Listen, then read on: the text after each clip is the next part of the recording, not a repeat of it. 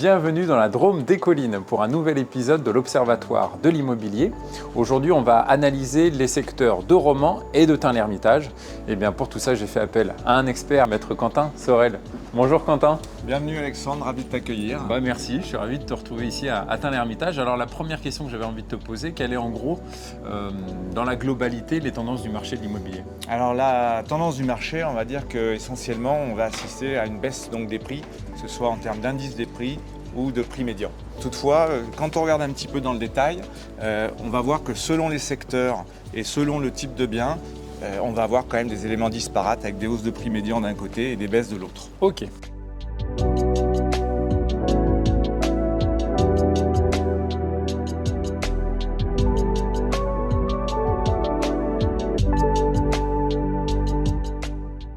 Alors Quentin, quelle est la tendance du marché sur les appartements anciens?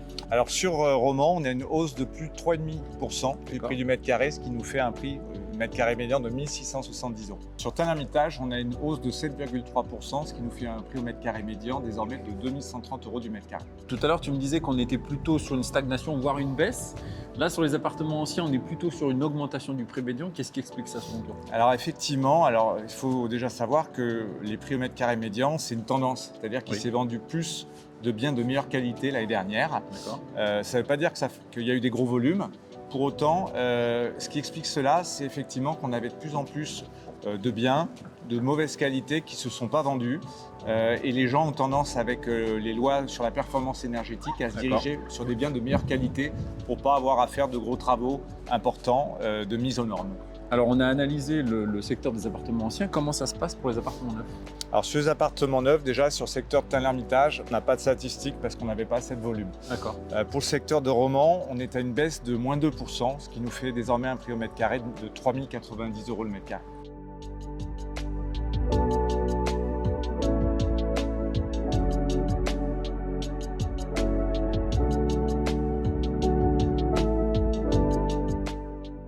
Alors, Quentin, on a pas mal analysé tout ce qui était appartement. Comment ça se passe sur les maisons, notamment à Romans? Alors, sur le secteur de Romans, on a une baisse de moins 0,9%, ce qui nous fait un prix au mètre carré médian de 241 700 €. Sur Tain, comment ça se passe? Alors, on est sur une baisse du prix médian de 2,1%, ce qui nous fait un prix à 233 200 €.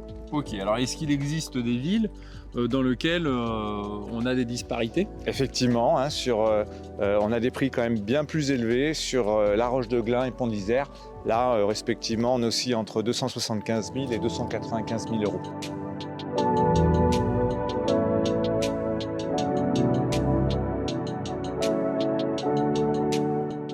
Alors du coup, il y a pas mal de différences de prix d'un secteur à l'autre, alors que finalement on est assez proche géographiquement. Qu'est-ce qui explique ça selon toi? Alors effectivement, dans les villes dites historiques comme Tain-l'Hermitage ou Romans, là on est plutôt sur des biens qui vont se vendre, ça va être des maisons de rue, donc des maisons où tu vas avoir 2 étages, une petite cour, un petit jardin. Sur les zones périurbaines comme La Roche-de-Glin ou Pont-d'Isère, on est vraiment sur de la maison de lotissement, donc d'une plus grande surface avec un grand jardin, une piscine, ce qui explique donc que les prix au mètre carré médian sont plus élevés.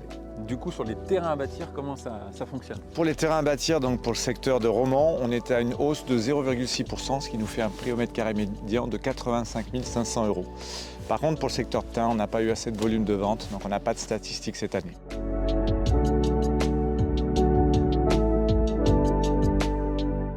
Quentin, je te remercie, on a passé un super moment.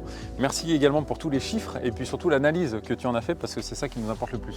Merci à toi d'être venu sur le secteur Drôme des Collines. C'était avec grand plaisir. Et puis quant à nous, on se dit également à bientôt pour un prochain numéro de l'Observatoire de l'immobilier. Vous pouvez aller directement sur le site passeralacte.com pour retrouver cet épisode et plein d'autres. À bientôt.